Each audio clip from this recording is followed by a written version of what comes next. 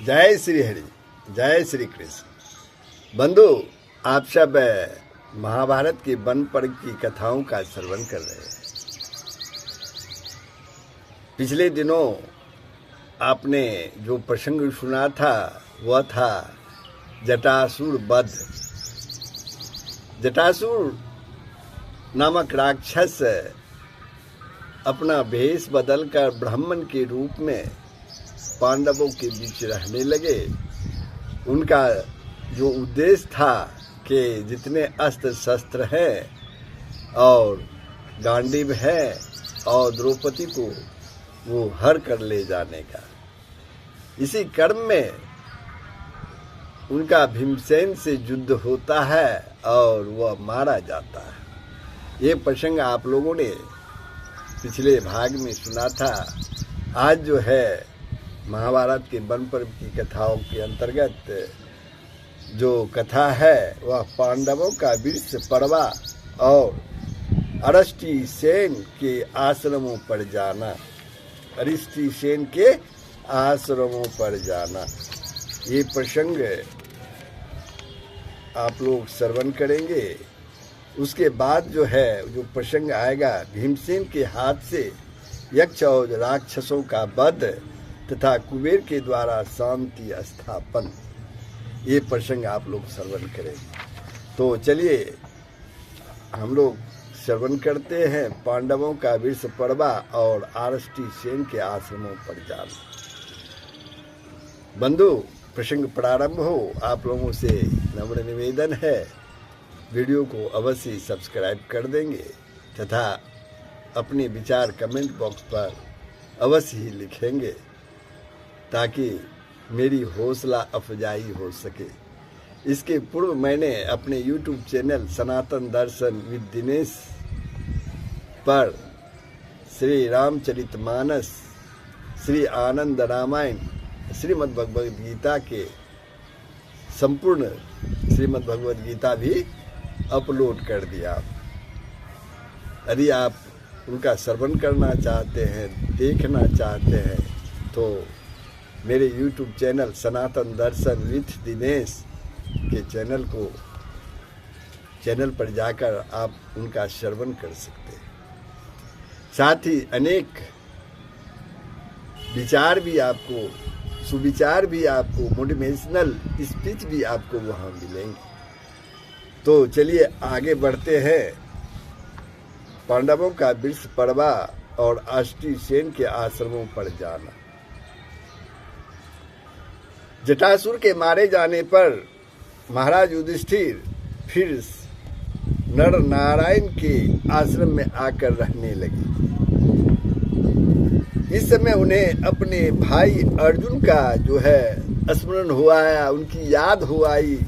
वे द्रौपदी के सहित सब भाइयों को बुलाकर कहने लगे, महाराज युधिष्ठिर कि अर्जुन ने मुझसे कहा था कि मैं 5 वर्ष तक स्वर्ग में अस्त्र विद्या सीखने के बाद वहां से मृत्युलोक में लौट आऊंगा।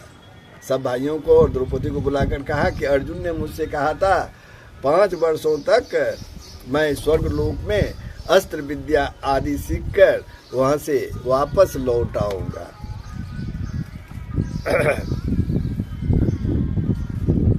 इसलिए जिस समय अर्जुन अस्त्र विद्या सीखकर यहाँ आवे उस समय हम लोगों को उनसे मिलने के लिए तैयार रहना चाहिए। इस प्रकार बातचीत करते हुए उन्होंने ब्राह्मण और भाइयों के साथ आगे के लिए प्रस्थान कर दिया। वे कहीं तो पैदल चलते थे और कहीं राक्षस लोग उन्हें कंधों पर बिठाकर ले चलते थे। इस प्रकार रास्ते में कैलाश पर्वत, मैनाक पर्वत और गंधमादन की तलेटी को, श्वेतगिरी को तथा ऊपर के पहाड़ों की अनेकों निर्मल नदियों को देखते वे 7वें दिन हिमालय के पवित्र पृष्ठ पर जाकर के पहुंच गए। वहां उन्होंने राजश्री वीर पर्वा का पवित्र आश्रम देखा। राजश्री वीर पर्वा का पवित्र आश्रम देखा। वह अनेकों प्रकार के खिले हुए वृक्षों में सुशोभित फूल अनेक प्रकार के फूल जो खिले हुए थे और वृक्षों में सुशोभित हो रहे थे, सुंदरता प्रदान कर रहे थे। पांडवों ने उस आश्रम में पहुंचकर परम धार्मिक राजश्री वृषपर्वा को पांडवों ने जाके प्रणाम किया। राजश्री ने पुत्रों के समान उनका अभिनंदन किया और उनसे सत्कृत होकर पांडवों ने वहां 7 रात जो है वहीं पर उस आश्रम में यानी वृषपर्वा के आश्रम में निवास किया।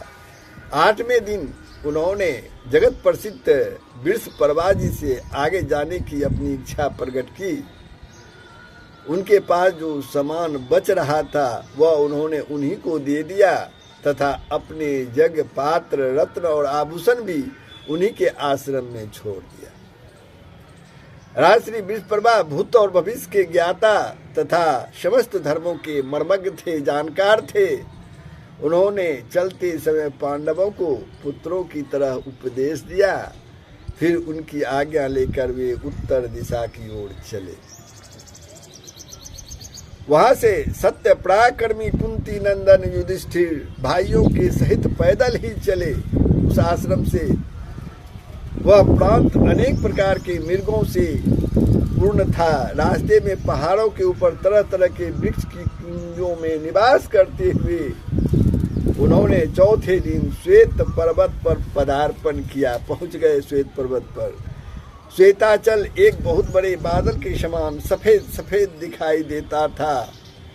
इस पर जल की अधिकता थी तथा मणि, सुवर्ण और चांदी की शिलाएं वहां थी।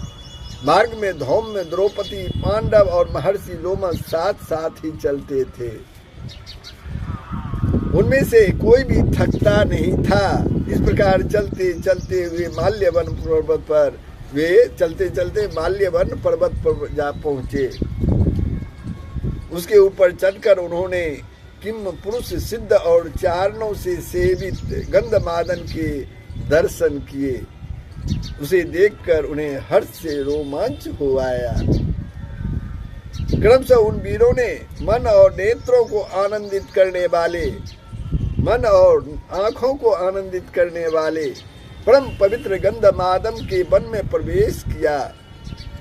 उस समय महाराज युधिष्ठिर ने भीमसेन से प्रेम पूर्वक कहा, अहो, यह गंधमादन का जंगल कैसा शोभामान है, कैसा शोभा दे रहा है। इस मनोहर वन में बड़े दिव्य वृक्ष हैं तथा पत्र, पुष्प और फलों से शोभित तरह तरह की यहाँ लताएं हैं। इधर इस परम पवित्र देव नदी गंगा की ओर तो देखो, इसमें अनेकों कलहंस क्रीड़ा कर रहे हैं तथा इसके तट पर ऋषि और किन्नर लोग निवास करते हैं। हे कुंती नंदन भीम, युधिष्ठिर कहते हैं, फिर हे कुंती नंदन भीम, तरह तरह के धातु, नदी, किन्नर, मृग, पक्षी, गंधर्व, अप्सरा, मनोरम, वन्य, अनेकों आकारों के सर्प और सैकड़ों शिखरों से शोभित इस पर्वतराज की ओर जरा ध्यान से तो देखो। इस प्रकार शूरवीर पांडव अपने लक्ष्य स्थान पर पहुंचकर मन में बड़े ही आनंदित हुए। उस पर्वतराज को देखते देखते उन्हें तृप्ति ही नहीं होती थी। फिर उन्होंने फल फूल वाले वृक्षों से शोभित राजश्री आरष्टी सेन का आश्रम उन्होंने देखा। किसका आश्रम? राजश्री आरष्टी सेन का आश्रम उन्होंने देखा। पांडवों ने राजश्री का आश्रम देखा। वहां उन्होंने राजश्री बड़े ही तपस्वी थे। उनका शरीर अत्यंत ही कृष्य था। शरीर की नसें तक दिखाई देने लगी थी और वे समस्त धर्मों के पारगामी थे। पांडवों ने उनके पास जाकर यथायोग्य प्रणाम किया। धर्मज्ञ और आष्टी सेन ने दिव्य दृष्टि से पांडवों को पहचान लिया और उनसे बैठने के लिए कहा। पांडवों के बैठ जाने पर महातपा राष्ट्रीय सेन ने कौरवों में श्रेष्ठ महाराज युधिष्ठिर का सत्कार करके पूछा कि राजन, तुम्हारा मन कभी असत्य में तो नहीं जाता? तुम बराबर धर्म में स्थित रहते हो ना? तुम्हारे माता पिता की सेवा में तो कोई अंतर नहीं आता? अपने समस्त गुरुजन, वृद्ध पुरुष और विद्वानों का तुम सत्कार करते हो ना? पाप कर्मों में तो कभी तुम्हारा मन नहीं जाता? तुम उपकार का बदला चुकाना और अपकार को भूल जाना तो अच्छी तरह से जानते हो ना? और उस ज्ञान का तुम्हें अभिमान तो नहीं होता? तुमसे यथायोग्य मान पाकर साधुजन प्रसन्न रहते हैं ना? वनों में रहते समय तुम धर्म का भी अनुवर्तन करते हो ना? तुम्हारे व्यवहार से धौम्य को तो कभी कष्ट नहीं होता? दान, धर्म, तप, सोच, आर्जव और तितिक्षा का आचरण करते हुए तुम अपने बाप दादों के शील का अनुसरण करते हो ना? तुम राजश्रियों के द्वारा आचरित मार्ग से चलते हो ना? जब अपने कुल में पुत्र या नाती का जन्म होता है तो पितृलोक में रहने वाले पितर हंसते भी हैं और शोक भी मनाते हैं, क्योंकि वे सोचते हैं कि पता नहीं हमें इसके कुकर्मों से दुख ही भोगना पड़ेगा या इसके शुभ कर्मों से हमें सुख मिलेगा। हे पार्थ, जो पुरुष माता पिता, अग्नि, गुरु और आत्मा की पूजा करता है, इस इहलोक और परलोक दोनों को ही जीत लिया है। इहलोक और परलोक दोनों को ही जीत लेता है। इस पर महाराज युधिष्ठिर ने अष्टसेन ऋषि से कहा कि भगवान, हाथ जोड़ते हुए कहा, भगवान, आपने यह धर्म के यथार्थ स्वरूप का वर्णन किया है प्रश्न पूछकर। मैं भी यथाशक्ति अपनी योग्यता के अनुसार इसका विधिवत पालन करता हूँ। इस पर अष्टसेन, राजश्री अष्टसेन ने कहा कि पूर्णिमा और प्रतिपदा की संधि में इस पर्वत पर केवल जल या पवन का ही सेवन करने वाले मुनिगण आकाश मार्ग से आते हैं। उस समय यहाँ भेड़ी, पनव, शंख और मृदंगों के शब्द भी सुनाई देता है। आप लोगों को यहाँ बैठे बैठे उसे सुनना चाहिए। वहाँ जाने का विचार बिल्कुल भी नहीं करना चाहिए। वहाँ से आगे तुम्हारे लिए जाना संभव भी नहीं है, क्योंकि अब आगे देवताओं की विहार भूमि है। देवता वहाँ विचरण करते हैं, विहार करते हैं। उसमें मनुष्यों की गति नहीं हो सकती। इस कैलाश के शिखर को लांघकर केवल परम सिद्ध और देवर्षि गण ही जा सकते हैं। यदि कोई मनुष्य चपलता बस जाने का प्रयत्न करता है तो उससे समस्त पर्वतीय जीव जो है द्वेष करने लगता है, दुश्मनी करने लगता है, और राक्षस लोग उसे लोहे की बर्छियों से मारते हैं। पर्व संधियों पर यहाँ नरवाहन कुबेर जी भी बड़े ठाठ बाट से आते हैं। इस कैलाश के शिखर पर ही देवता, दानव, सिद्धों और कुबेर का उद्यान है। इस प्रकार पर्व संधियों पर यहाँ सभी प्राणियों को ऐसी बहुत सी विचित्र बातें दिखाई दिया करती है। अतः जब तक अर्जुन आवे तब तक तुम यहाँ ही निवास करो। अतुलित तेजस्वी मुनिवर अष्टसेन की यह हितकर बात सुनकर पांडव लोग निरंतर आज्ञा के अनुसार बातचीत जो है उनसे करने लगे, और वे हिमालय पर रहकर महर्षि लोमेश से तरह तरह की उपदेश सुनते रहते थे। इस प्रकार वहाँ रहते हुए उनके वनवास का जो है 5वां वर्ष जो है वहीं बीत गया। घटोत्कच तो राक्षसों के साथ पहले ही चला गया था।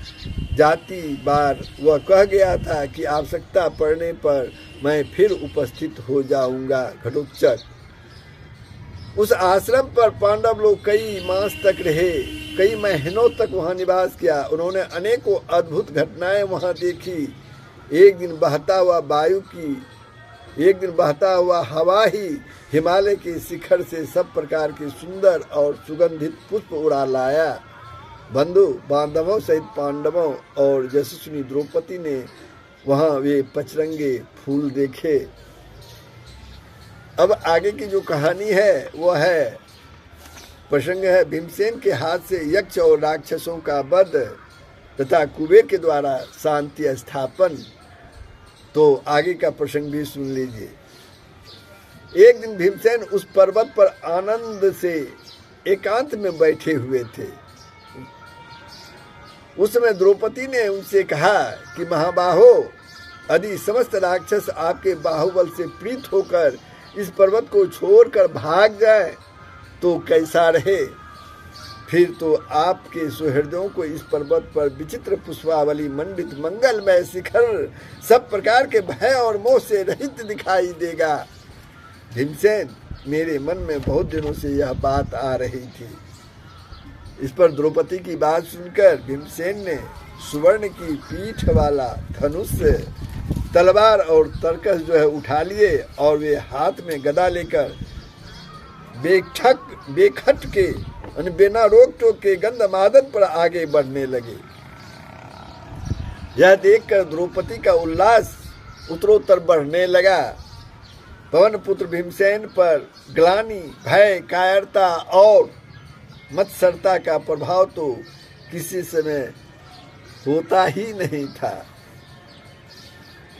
उस पर्वत की चोटी पर जाकर वे वहां से कुबेर के महल को देखने लगे। भीमसेन वह सुवर्ण और स्फटिक के भवनों में सुशोभित था। उसके चारों ओर सोने का परकोटा बना हुआ था। उसमें सब प्रकार के रत्न जो थे वो जगमगा रहे थे और तरह तरह के उद्यान उनकी शोभा को बढ़ा रहे थे।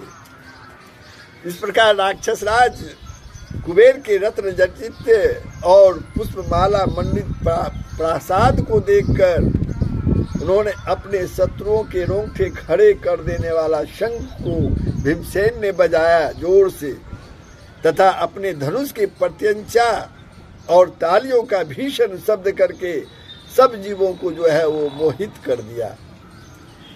उस शब्द से यक्ष, राक्षस और गंधर्वों के जो है वो रोंगटे जो है खड़े हो गए और वे गदा, परधी, तलवार, त्रिशूल, शक्ति और फरसा लेकर भीमसेन की ओर, ये सारे राक्षस गंधर्व जो है भीमसेन की ओर दौड़ पड़े। फिर तो उनके साथ भीमसेन का युद्ध होने लगा। भीमसेन ने अपने प्रबल वेग वाले भाले से उनके चलाए हुए त्रिशूल, शक्ति और फरसे से आदि सभी शस्त्रों को उन्होंने काट डाला। उनके हाथों से छुटे हुए आयुधों से कटे हुए यक्ष और राक्षसों के शरीर और सिर सब और जो है दिखाई देने लगे। राक्षसों के शरीर, गंधर्व के शरीर, सिर जो है चारों ओर कट कट के दिखाई देने लगे। इस प्रकार अंग भंग होने से यक्ष लोग जो है भीमसेन से बहुत डर गए और उनके हाथ से सारे अस्त्र शस्त्र जो है वो गिर गए और वे भयंकर चित्कार करने लगे। अंत में प्रचंड धनुधर भीमसेन से डरकर वे अपने गदा, त्रिशूल, तलवार, शक्ति और फरसे आदि वहीं फेंक कर दक्षिण दिशा की ओर भागे। उधर कुबेर का मित्र मणिमान नाम का एक राक्षस रहता था। उसने यक्ष राक्षसों को भागते देखकर मुस्कुरा कर कहा, अरे तुम अनेकों को अकेले आदमी ने परास्त कर दिया, अब तुम कुबेर के पास जाकर क्या कहोगे। उन सबसे ऐसा कहकर वह राक्षस जो है शक्ति, त्रिशूल और गदा लेकर भीमसेन पर टूट पड़ा। भीमसेन ने भी मदन श्रावी हाथी के समान उसे अपनी ओर आते देखकर अपने वत्स दंत नामक 3 बाणों से उनकी पसलियों पर प्रहार किया। इससे मणिमान अत्यंत क्रोध में भर गया और उसने अपने भारी गदा उठाकर भीमसेन को ऊपर चला दिया। भीमसेन गदा युद्ध की चालों में खूब तो दक्ष थे ही, अतः उन्होंने उसके उस प्रहार को भी व्यर्थ कर दिया। इसी समय उस राक्षस ने सोने की मूठ वाली एक फौलाद की शक्ति छोड़ी। वह भीषण शक्ति भीमसेन के दाहिने हाथ को घायल कर अग्नि की लपेट निकालती हुई पृथ्वी पर गिर पड़ी। उस शक्ति के लगने से अतुलित पराक्रमी भीमसेन की आंखें क्रोध से जो है घूमने लगी। और उन्होंने अपनी सुवर्ण के पत्र से मढ़ी हुई गदा जो है वो उठा ली। वे आकाश में उछलकर उस गदा को घुमाते हुए और उसकी ओर दौड़े, मणिसेन राक्षस की ओर दौड़े और संग्राम भूमि में भयंकर गर्जना करते हुए उस मणिमान के ऊपर जो है फेंक दिया। वह गदा वायु के समान बड़े वेग से उस राक्षस का संहार करके पृथ्वी पर गिर पड़ा। मणिमान को मरकर पृथ्वी पर गिरते देख जो राक्षस मरने से बचे थे वे भयंकर गर्जना करते हुए आर्तनाद करते हुए पूर्व की ओर भाग गए। उस समय पर्वत की गुफाओं को अनेक प्रकार के शब्दों से गूंजते देखकर अजातशत्रु, युधिष्ठिर, नकुल, सहदेव, धौम्य, द्रौपदी, ब्राह्मण और सब सहृदगण जो है भीमसेन को न देखकर उदास हो गए। फिर द्रौपदी को आष्टीसेन मुनि को सौंपकर वे सब वीर अस्त्र शस्त्र लेकर एक साथ पर्वत पर चढ़ने लगे। पहाड़ की चोटी पर पहुंचकर उन्होंने इधर उधर दृष्टि डाली तो देखा कि एक और भीमसेन खड़े हैं और वहीं उनके मारे हुए अनेकों विशालकाय राक्षस जो है वो पृथ्वी पर पड़े हैं। भीमसेन को देखकर सब भाई उनसे जो है गले मिले और फिर वहीं बैठ गए। महाराज युधिष्ठिर ने कुबेर के महल और मरे हुए राक्षसों की ओर देखकर भीमसेन से कहा कि भैया भीम, तुमने यह पाप साहस या मोहवश ही किया है। तुम मुनियों का सा जीवन व्यतीत कर रहे हो। इस प्रकार व्यर्थ हत्या करना तुम्हें शोभा नहीं देता। देखो, यदि तुम मेरी प्रसन्नता करना चाहते हो, मुझे प्रसन्न करना चाहते हो, तो फिर कभी ऐसा नहीं करना। इधर भीमसेन के आक्रमण से बचे हुए कुछ राक्षस बड़ी तेजी से दौड़कर कुबेर के पास पहुंच गए। कुछ राक्षस दौड़ते हुए कुबेर के पास पहुंच गए और चीख चीख कर उनसे कहने लगे, यक्षराज, आज संग्राम भूमि में एक अकेले मनुष्य ने क्रोधवश नाम के राक्षसों को मार डाला है। वे सब उसकी मार से निस्सत्व और प्राणहीन हुए पड़े हुए हैं। हम जैसे तैसे उसके हाथ से बचकर आपके पास आए हैं। आपका सखा मणिमान भी मारा जा चुका है। यह सब कांड एक मनुष्य ने कर डाला है। अब जो करना चाहें वह कीजिए। यह समाचार पाकर समस्त यक्ष और राक्षसों के स्वामी कुबेर जी जो हैं वो बड़े ही कुपित हुए। उनकी आंखें लाल हो गई और वे बोले, यह सब कैसे हुआ? फिर यह दूसरा अपराध भी भीमसेन का ही सुनकर उन्हें बड़ा ही क्रोध आया और उन्होंने आज्ञा दी कि हमारा पर्वत शिखर के समान ऊंचा रथ सजा लाओ। रथ तैयार हो जाने पर राजेश्वर महाराज कुबेर उस पर जो है चढ़कर चले भीमसेन की ओर।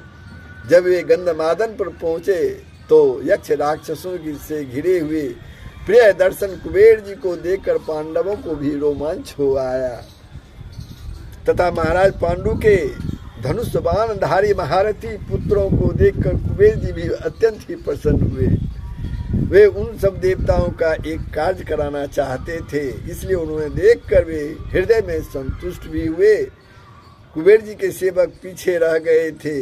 वे पक्षियों के समान सीधे ही उस पर्वत पर पहुंच गए तथा यक्षराज को पांडवों को प्रसन्न देकर उनका भी जो है मन मडाव दूर हो गया। धर्म के रहस्य को जानने वाले युधिष्ठिर, नकुल और सहदेव ने कुबेर को प्रणाम किया और अपने को उनका अपराधी सा माना। अतः वे सब यक्ष राज को घेर कर हाथ जोड़कर जो है खड़े हो गए। उसमें भीमसेन के हाथ में पास खड्ग और धनुष सुशोभित था और वे कुबेर की ओर देखकर नर वाहन कुबेर जी ने धर्मराज से कहा कि पार्थ, आप समस्त प्राणियों के हित करने में तत्पर रहते हैं। यह बात सब जीव जानते हैं, इसलिए आप भाइयों के सहित बेखट के इस पर्वत पर रहिए। देखिए, भीमसेन के ऊपर आप क्रोध ना करें, क्योंकि राक्षस तो उनके काल से ही मरे हैं। आपका भाई तो इसमें निमित्त मात्र है। राजन, एक बार कुशस्थली नाम के स्थान में देवताओं की एक मंत्रणा हुई थी। कुबेर जी कहते हैं कि एक बार कुशस्थली नाम के स्थान में देवताओं की एक मंत्रणा हुई थी, उसमें मुझे भी बुलाया गया था। तब मैं तरह तरह के अस्त्र शस्त्रों से सुसज्जित अत्यंत भयंकर 300 महापद्म रक्षकों के साथ वहां गया था।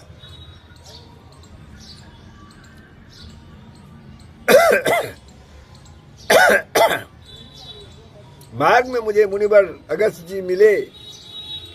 वे जमुना जी के तट पर बड़ी ही कठोर तपस्या कर रहे थे। उस समय मेरा मित्र राक्षस राज मणिमान भी मेरे साथ ही था। उसने मूर्खता, अज्ञान, गर्व और मोह के अधीन होकर ऊपर से उन महर्षि के ऊपर जो है थूक दिया।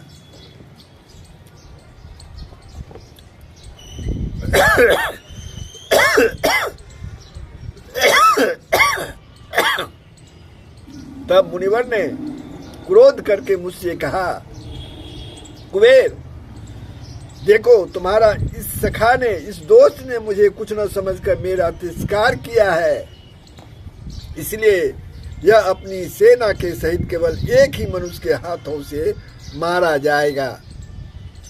तुम्हें भी अपने इन सेनानियों के कारण दुखी होना पड़ेगा और फिर उस मनुष्य का दर्शन करने पर ही तुम्हारा जो है वह दुख जो है दूर होगा।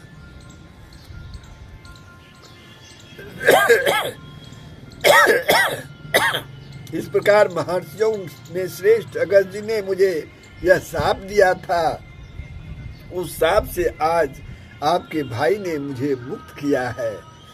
राजन, लौकिक व्यवहार में धैर्य, कुशलता, देश, काल और पराक्रम, इन 5 साधनों की बड़ी ही आवश्यकता है।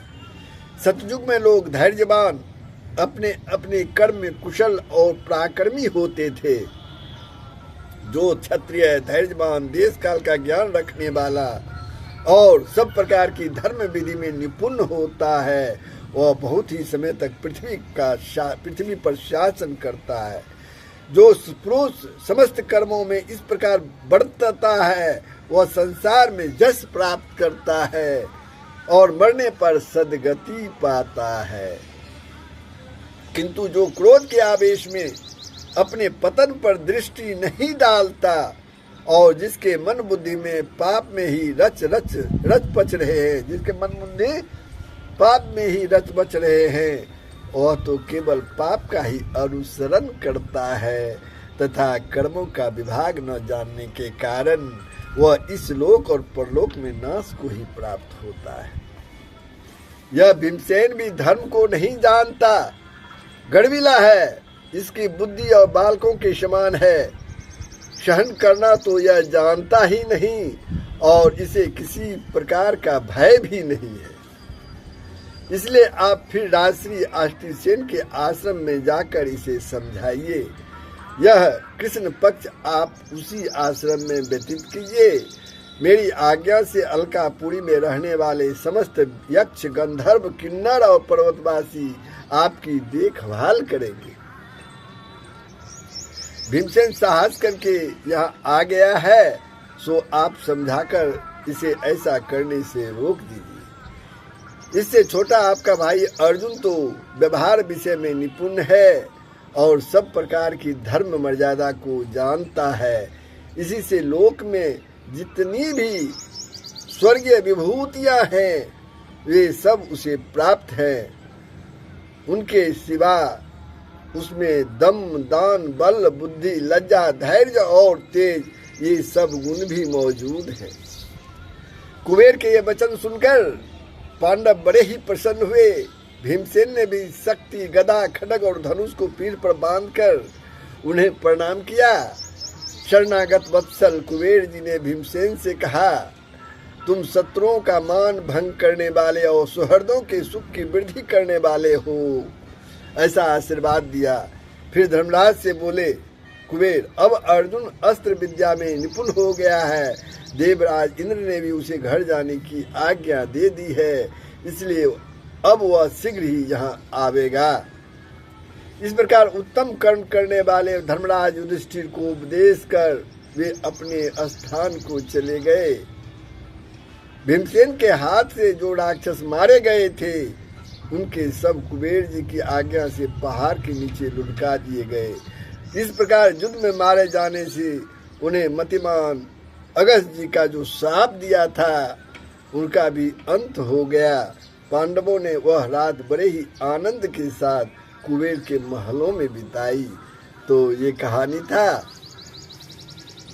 जो यहीं समाप्त होता है, और आगे जो आप श्रवण करेंगे, धूम का युधिष्ठिर को ना अनेक प्रकार के स्थान दिखलाना और अर्जुन का गंधमादन पर स्वर्ग से लौट के आना, ये प्रसंग आप अगले भाग में पढ़ेंगे, सुनेंगे। तो प्रभु अब हमें विदा दीजिए। ये प्रसंग कैसा लगा अपने विचार कमेंट बॉक्स में लिखेंगे, साझे शेयर करेंगे, लाइक करेंगे।